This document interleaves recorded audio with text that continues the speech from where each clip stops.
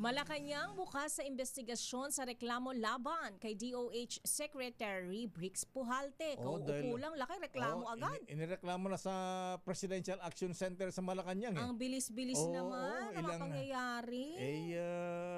Kasing bilis ng request niyang bagong Toyota Alphard. Ayan. Siya ba yun? Ang bilis-bilis naman yung manghingi agad, request agad, wala pang napapatunayan. Ayan, mukhang di nanalo sa casino eh. Okay. RS14, let Narciso please come in. Lakay Misea, bukas nga ang Malacanang na maimbestigahan ang reklamo ng isang grupo tungkol sa pagsusugal ni Health Secretary Jose Brix Pujalte. Ayon kay Palace Press Officer Claire Castro, nararapat lamang na malaman ang katotohanan kung may ganitong issue sa kalihim. Dumistansya naman ang palasyo sa panawagang suspendihin si Pujalte habang isinasagawa ang investigasyon. Hindi rin direktang sinagot ni Castro kung tiwala pa rin ba si Pangulong Bongbong Marcos kay Secretary Pujalte kasunod ng kontrobersya. Sa halip, sinabi ni Castro na gagawa ng nararapat na aksyon ang presidente kung may lalabas na matibay na ebidensya sa aligasyon laban sa kalihim. Narito si Yusek Castro. Kung may ganito po mga issue ay dapat lang po talagang lumabas. Kailangan po maimbestigahan at kung ano man po ang kalalabasan nito ay hahayaan po natin ang Pangulo na mag-desisyon patungkol siya. Una nang itinanggi ng DOH Secretary ang akusasyon na tinawag nitong isang demolition job at nilinaw na ang kanyang pagbisita sa hotel ay para lamang sa mga opisyal na pagpupulong at trabaho. Ito si Lep Narciso para sa DZRH. Yes, Akay? Bakit may ID siyang may alias na Louis Santos? Siya si Louis Santos. Yan ang tanong. Basta may ebidensya daw, Lakay. Sabi ng Malacanang. Meron na yata ilalabas na video eh. Parang ala Virgie Torres ng LTO, di ba? Sinibak yun eh. Oo. Siyempre pagka pupunta ka sa casino, di ba? May CCTV dyan na mistake na mamumukhaan ka talaga okay lang eh. Pagpasok mong ganun titingin ka doon, kakaway ka. Hello, ganun. Is it me you're looking for? Ayan. Atay tayo dyan.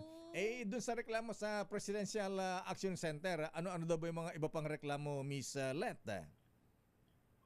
Reklamo saan, Lakay? Laban dito kay Louis Santos. Brix Pujalte pala. Ayan. Ano bang laro niya? Ayan. Sabi, slot machine daw eh, ha? Sa slot machine. Oo, kaya lang VIP room eh. Sabi may slot machine din pala sa VIP room na, na isang pindot mo, Miss Taya, yung isang laro daw. Magkano? Abay, slot machine pero daan libo. Ayan. Ang taya mo? Oo, ayan. Akala ko slot machine, mga barya-barya lang yun. Piso-piso doon, Lakay. Kaya nga eh, ha? Depende, pero kung nasa VIP room ka, 100,000. malalaki din ang taya pala doon. Ayan. Okay.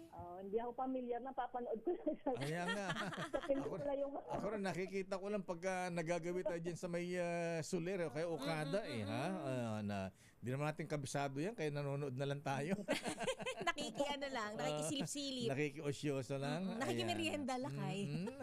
Pero di ba nadismaya ang presidente Misret at kabago-bago pa lang niya, ilang days pa lang may isang buwan na ba, Lakay? Wala pa. Wala pa, di ba? 2 weeks pa lang yata. Tapos ang dami na agad hinihingi.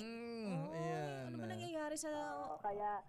Kaya walang pahayag tungkol dyan, Lakay, ang Malacanang. Basta ang sabi ay bukas sa investigasyon at kung may ebidensya ay aabangan natin yung magiging hakbang ng Pangulo. Ayan, kung tahimik pa ang Pangulong Bonget, sabi na aking bubiti, galit na ang First Lady. Ayan.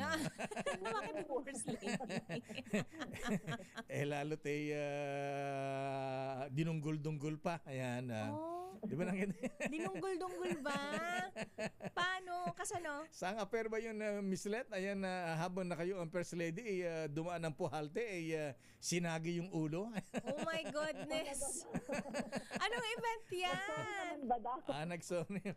Pero yung sorry niya, parang wala lang, parang sorry. Parang gano'n. Galing sa ilong? Di ba siyempre, pagka malaking tao yung mga di ka takot-takot. Sorry po, hindi sinasaya. Walang sincerity, Lakay. Parang sorry, parang gano'n lang. Casual na casual. Parang nakasagi lang ng taga-tabi-tabi. Parang ako lang yung nasagi. Sige, gano'n.